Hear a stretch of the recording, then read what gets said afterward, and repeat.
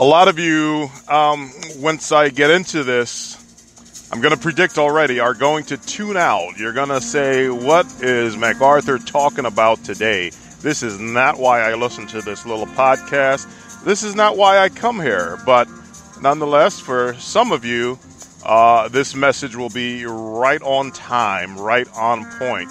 So, as the title says, don't miss the message. I'm going to repeat that again because for the live cast here, some of you are probably just tuning in as the link goes out. So let me repeat it again. Don't miss the message.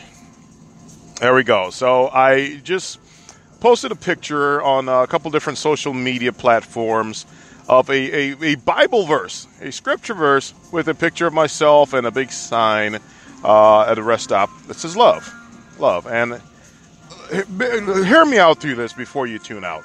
Really, I promise you, it'll be worth your while. A simple scripture, the words of Jesus Christ himself, actually, from Galatians. For all the law is fulfilled in one word, even in this, thou shalt love thy neighbor as thyself. That's what it's about. Now, you see, the irreligious, the atheistic, religion gets a bad rap. But let me tell you something.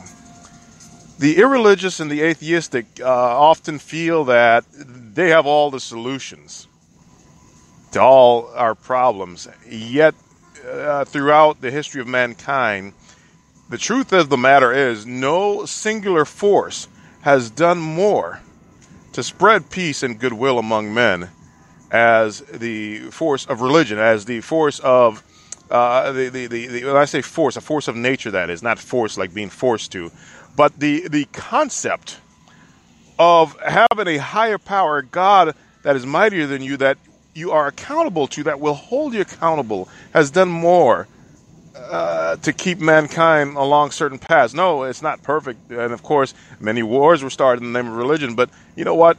People who say that oftentimes miss a key factor. Many wars, just as many, if not more, were started 100% by secular leaders as well. So, you could say, if you just want to knock religion, you can, and you will have ample evidence to back up your point. But in the final analysis, throughout the history of civilization, mankind has benefited.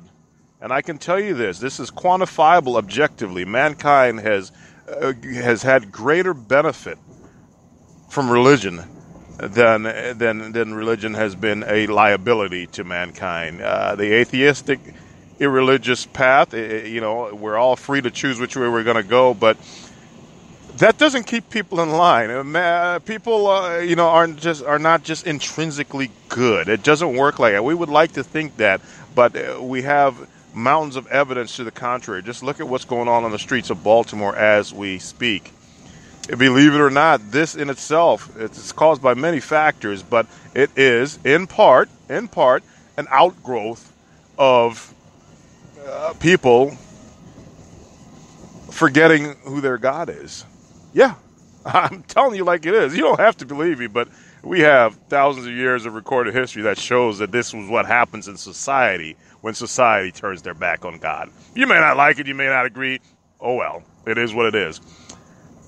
You see, a lot of people don't understand religion. They see the dogma, they see the misinterpretations, the personal organized versions of this or that, and they immediately tune out and they miss the message. Jesus Christ himself came back to earth because the religious folk of that era had gone way off course and were doing something else that wasn't what was necessarily intended.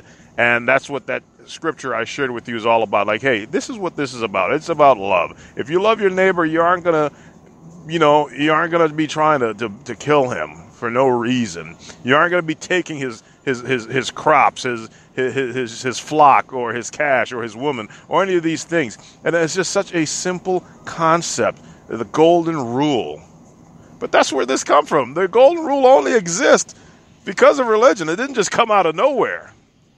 And who can knock that? Who can knock treating others as you would like to be treated yourself? like I said, religion gets a bad rap because people attach so much other stuff to it. But when you distill it down to its basic elements, what it's supposed to be, what it was meant to be, if you have a problem with that, then you just have a problem.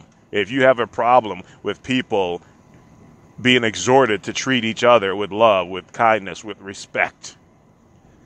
It even goes on further throughout the Bible about how we're supposed to take care of the earth that we live in and be good stewards of this. But all of that gets lost in the sauce, and people miss it.